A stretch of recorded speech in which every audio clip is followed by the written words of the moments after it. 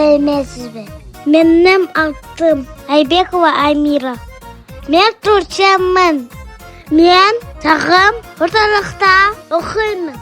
Менің апайым Айнагүл Алтыбеген қызы. Менің отбасымда 5 адам бар. Әкем, анам, екі апам, және мен.